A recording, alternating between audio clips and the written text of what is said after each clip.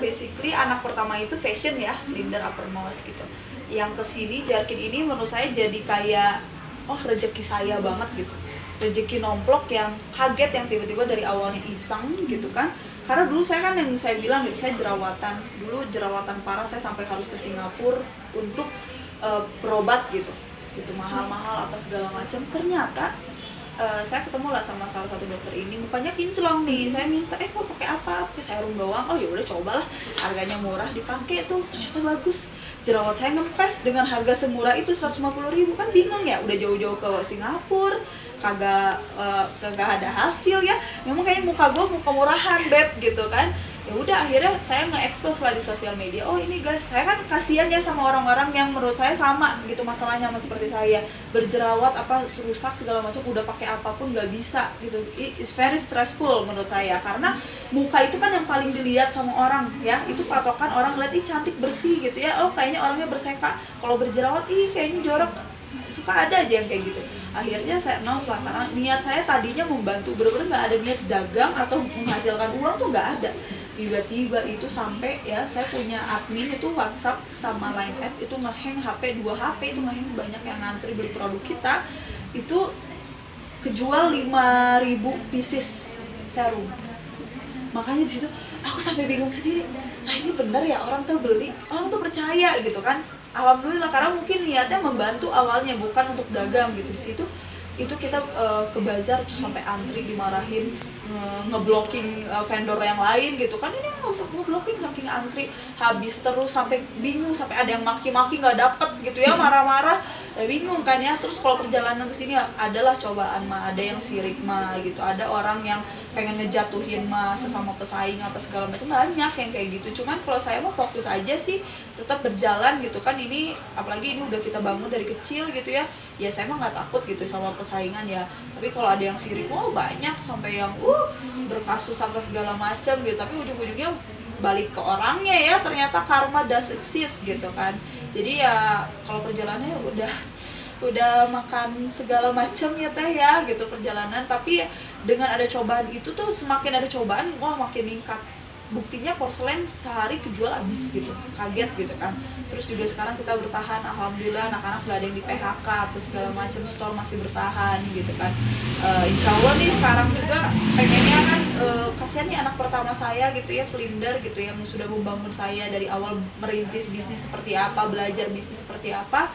Insya Allah kisi-kisi nanti tete datang ya, kita akan bikin nih, nanti itu kantor sama gudang nggak akan di sini, kita akan pindah, di sini akan bikin store uppermost sama Flinder gitu. Jadi semua kan itu semua under Ramsco nih, ada tulisan Ramsco. Jadi kalau untuk skincare line itu Jarkin, fashion itu Flinder uppermost, streetwear uppermost, personal brandingnya Septerina ini sendiri itu under Ramsco, Rams Company gitu. Kalau fokusin Jarkin, jatuh bangun baru aja beberapa bulan lalu ada yang sirik yang mau menjatuhkan sampai kita berkasus ke polisi gitu kan. Tapi kita bangkit lebih tinggi sekarang gitu kan.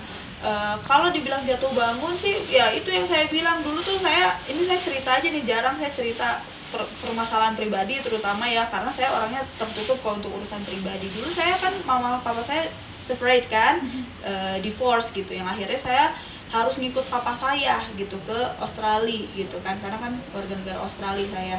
Nah mama saya di sini, jadi jauh dari mama saya, di sana saya kerja. Mama tiri saya pelit banget, sampai kalau kita ke supermarket nih ya, saya mau beli ciki aja nggak boleh, dia bilangnya mahal, kamu convertnya ke rupiah katanya gitu. Aduh, kalau diingat-ingat ya jahat banget nih orangnya. Seminggu sekali saya cuman bisa telepon sama mama saya, seminggu sekali dijatah, setahun sekali baru bisa pulang gitu kan. Di sana tiap hari nangis, kerja, belajar, udah gitu, sampai bingung nih orang.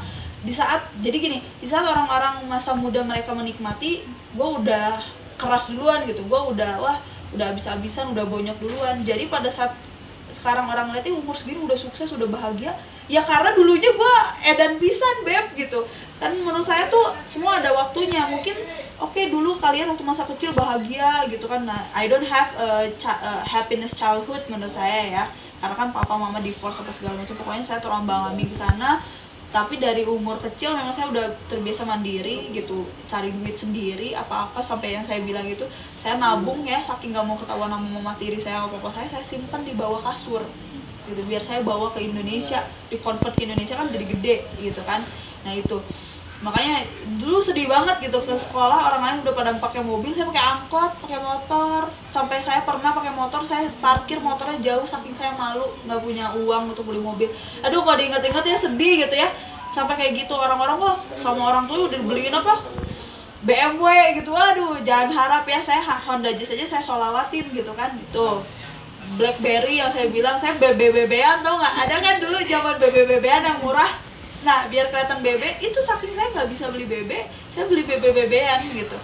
Terus jadi kayak aduh kalau inget-inget ya, tapi karena saya udah merasakan pedih gitu, saya udah pernah ngerasain bekerja seperti apa, saya udah pernah megang jadi admin, jadi shipper, jadi finance, jadi apa. Saya tahu nih di saat anak-anak saya, oh anak-anak saya capek deh, saya pengen bikin lingkungan kerja di Ramsko ini beda dari lingkungan kerja yang lain yang nge-push cepet-cepet apa deadline apa segala macam. Di sini kita apa ya, baik slogan kita fun but focus gitu, kata anak sosmed saya, fun but focus gitu. Jadi kita kadang suka ketawa-ketawa tapi anak-anak tetap kerja fokus gitu ya. Ada yang makan lah apa, kaki ke atas kayak di warteg nggak masalah, asal lu kerja, gue bilang gitu, asal lu deadline oke gitu. Karena menurut saya ya kalau sama-sama aja terus kayak orang lain ya kita nggak jadi pembeda dong gitu kan. Nah, itu jadi saya udah pernah merasakan, jadi tahulah, alhamdulillah udah ngerasain pedih, jadi bisa ngerasain pedihnya orang gitu kan, pedihnya karyawan atau apa segala macam.